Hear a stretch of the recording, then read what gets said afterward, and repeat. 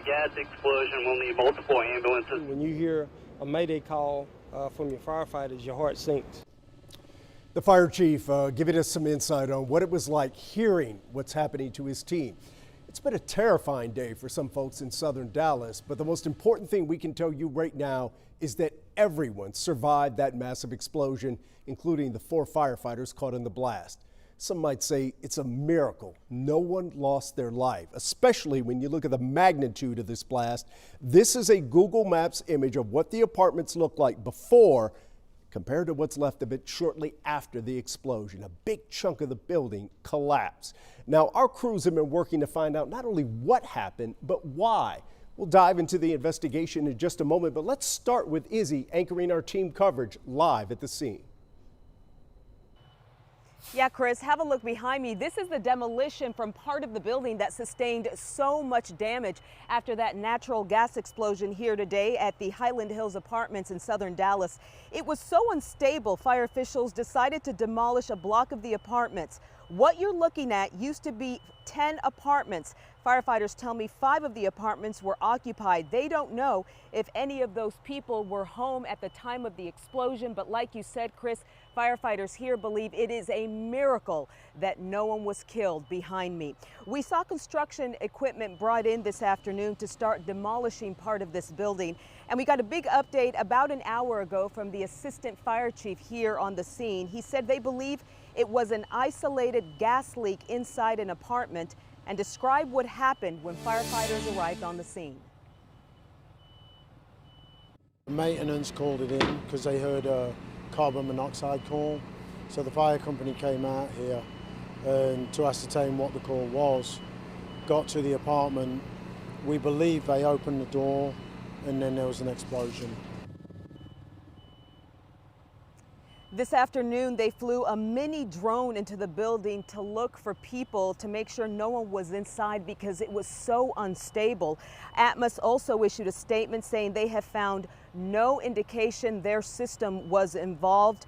We will have much more on the investigation in a minute, but first, an update on those injured. 8 people total, 4 of them firefighters. Let's go live now to Matt Howerton at Parkland Hospital, where those firefighters were taken tonight. Matt? Yeah, Izzy, members of DFR have been in and out of Parkland all day, standing by the families of those 3 firefighters that are still here in critical condition. The great news is that they are expected to be okay, and we have been showing you images of this apartment building just decimated by that explosion since this newscast began. And people that work very closely with those who are in this building behind me that serve every day for DFR say that they are so happy and thankful tonight that their fellow firefighters are alive. Hours after it happened, and all of a sudden I just heard a big boom. Fire alarms are still going off. I shot up out of bed. And anyone lucky enough to walk away from this explosion, the glass shards just started flying and like one almost hit me in my eye. Is just thankful. And we all had to escape and leave. They're still alive. We had to leave the whole apartment and can't come back. Everything started around 10 this morning at the Highland Hills Apartments. Dallas fire rescue crews were here investigating a natural gas leak. Then suddenly, an explosion is felt. And a desperate mayday call is made. We got a gas explosion. We'll need multiple ambulances. Residents start running from the scene. One of the maintenance men on the ground, bleeding, cuts. But some like Sanisha Johnson. The other firefighters standing there begging for help. And Brooksy Reinhardt, who lived feet from this debris, helped an injured maintenance worker and a firefighter get to safety. Everybody was like frozen, because they didn't want to put themselves in danger. In all, 8 were treated at hospitals, 4 civilians who are in fair condition, and 4 firefighters. It's been a long day for everybody. 3 are critical as of Wednesday, all with burns and fractures, each one expected to pull through, each one from Station 25. As long as these guys are in the hospital, we'll have members there at the hospital with them. As the sun set, waiting on somewhere to go. Dozens of residents were still displaced, many with kids. And as officials search for the reason behind all this, folks here I'm just ready to be done with today. are terrified to return. In Dallas, I'm Matt Howerton. Investigative reporter Tanya Iser joins me now. Tanya, you spoke with the assistant fire chief here on the scene tonight. What did he tell you?